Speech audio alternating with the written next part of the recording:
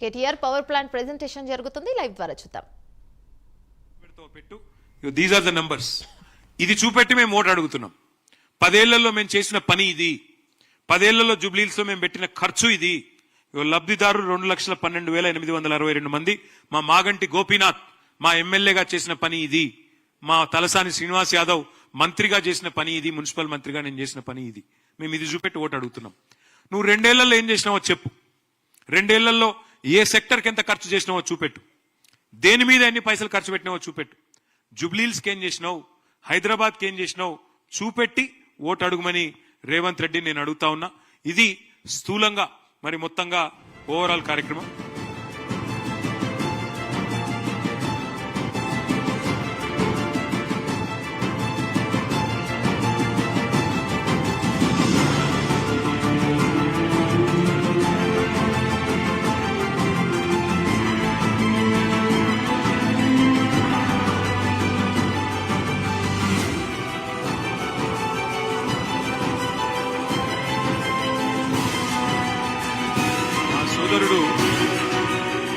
మా సోదరుడు స్వర్గీయ మాగంటి గోపీనాథ్ గారు, మీరు ఏ గల్లీ కన్నవ్వండి జూబ్లీహిల్స్ లా ఆయన శిలాఫలకం మీకు కనబడుతుంది.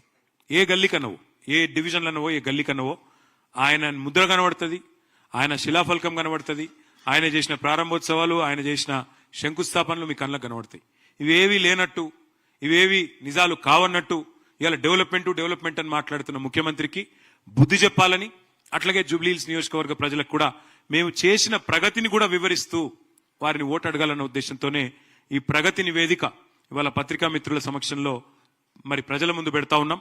ఈ నివేదికని జూబ్లీహిల్స్ లోని ప్రతి ఇంటికి పంపుతాం, జూబ్లీహిల్స్ లోని ప్రతి మనిషికి చేరవేస్తాం. తప్పకుండా దాని బేసిస్ లో ఎందుకు ఓటు వేయాలి బీఆర్ఎస్ కి అంటే, ఇగో ఇందుకు ఇంత పని చేసినందుకు, భవిష్యత్తులో కూడా హైదరాబాద్ ఇంకా మరింత సుదృఢం చేయడానికి అనే ఉద్దేశంతోనే మీ ముందు ప్రవేశపెడతా ఉన్నాం. తప్పకుండా మీరు కూడా మీడియా ద్వారా ప్రజలకి వాస్తవాలు చెప్పాలని చెప్పి కూడా కోరుతున్నాం. ధన్యవాదాలు. Thank you. మీరు కూర్చోండి. Thank you.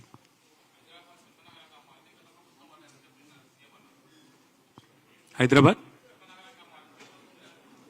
ఇప్పుడే నేను చెప్పాను కదా బ్రదర్, హైదరాబాద్ మహానగరంలో మేము స్వచ్ఛ సర్వేక్షణలో కేసీఆర్ గారి ప్రభుత్వంలో 34 అవార్డులు గెలుచుకున్నాం.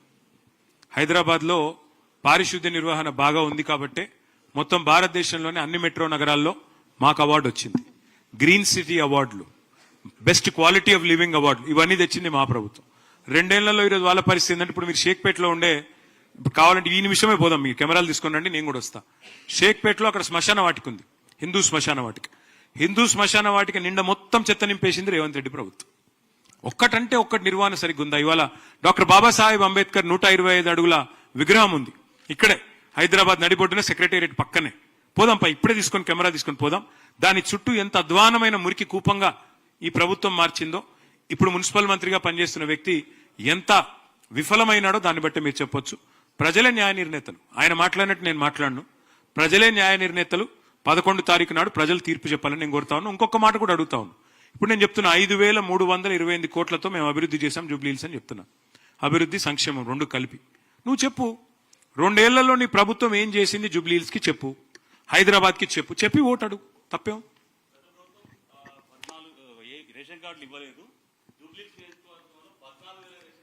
ఇప్పుడు రేవంత్ రెడ్డి గారు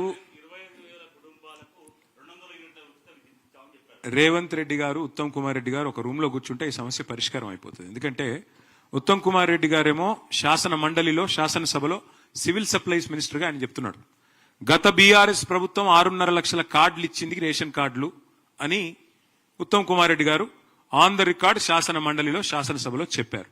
కావాలంటే మీరు కూడా రికార్డు తెప్పించుకోవచ్చు, ఉంది.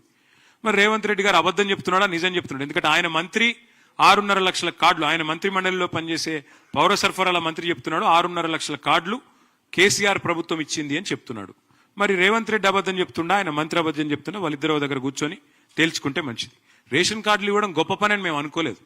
అదో గొప్ప ముచ్చట, చాలా ఇంటర్నేషనల్ ముచ్చట, అదే గొప్ప పని, అంతకంటే గొప్ప పని అందుకే మేము దాన్ని చెప్పకుండా చేసేసినాం. రొటీన్ గా అధికారులతో చేసినాం. మా ఎమ్మెల్యేలు కూడా చాలా మందికి అందులో భాగస్వామ్యం కూడా మేము కల్పించలే. రొటీన్ గా మీ సేవ ద్వారా ఇచ్చేసినాం. కానీ వీళ్ళు ఏంటంటే వీళ్ళ బతుకులకు అదే గొప్ప పని, అంతకంటే పెద్ద గొప్ప పని లేదు. కాబట్టి రేషన్ కార్డులు ఇచ్చడం అనేది కూడా గొప్ప పని లాగా చెప్పుకుంటున్నారు. అది వాళ్ళ భావదారిద్ర్యం. ఏం చేయగలిగేది? కాంగ్రెస్ నహీ తో ముసల్మాన్ నహీ. నిన్న విన్నాను నేను. ఈ భ్రమలకెళ్లి ముఖ్యమంత్రి గారు ఎంత తొందరగా బయటకు వస్తే, ఆయన అజ్ఞానాన్ని ఎంత తొందరగా వదిలించుకుంటే అంత మంచిది. డాక్టర్ బాబాసాహెబ్ అంబేద్కర్ రాసిన రాజ్యాంగంలో ఆర్టికల్ 25 నుంచి 28 దాకా స్పష్టంగా అందులో రాసినది, ఎవరు ఏ ధర్మాన్ని ఆచరించాలనుకుంటే ఆ ధర్మాన్ని ఆచరించవచ్చు, ఎవరు ఏ మతాన్ని, ఎందుకంటే we are secular country, as per constitution we are secular country. Any secular leader, any secular party first of all should come out of this illusion that because of their party a certain religion exists. BJP లేకపోయినా హిందువులు ఉంటారు, కాంగ్రెస్ లేకపోయినా ముస్లింలు ఉంటారు, ఎవరు లేకపోయినా అందరూ ఉంటారు, భారతదేశం ఉంటుంది. కాబట్టి ఎవరు ఏమనుకున్నా ఒకటి వాస్తవం, ఇవాళ ఇట్లాంటి అడ్డగోలు మాటలు మాట్లాడే ముఖ్యమంత్రికి ఒక మతాన్ని అవమానించినట్టుగా, కాంగ్రెస్ పార్టీ లేకపోతే ముస్లిం లేకపోవడం ఏందండి? అంటే కాంగ్రెస్ పార్టీ పుట్టకముందు ముస్లిం లేరా? కాంగ్రెస్ పార్టీ ఆల్మోస్ట్ చచ్చిపోయింది, మొత్తం చచ్చిపోయినాక కూడా ముస్లింలు ఉండరా? ఏం మాట్లాడుతున్నాడు ఆయన? కనీసం మిడకాయ మీద తలకాయ నోడైతే కూడా మాట్లాడట్లా. अच्छा यही चीज मैं बस यही कह रहा था कल हमारे जो चीफ मिनिस्टर ने कहा कि कांग्रेस नहीं तो मुसलमान नहीं, मैं बस उनसे इतना ही कहूंगा, बीजेपी नहीं तो हिंदू नहीं करके कोई बोलता है, कांग्रेस नहीं तो मुसलमान नहीं करके यहाँ के चीफ मिनिस्टर बोलते हैं, बट वास्तव तो यह है कि आज अगर आप संविधान देखेंगे, डॉक्टर बाबा साहेब ने लिखा, उसमें साफ लिखा गया आर्टिकल 25 से 28 तक कि India is a secular country और यहां पे हर किसी को अपना अपना धर्म, जो भी धर्म आप फॉलो करते हो, जो भी फेथ आप फॉलो करते हो, you can practice it as per your wishes. You are a free individual.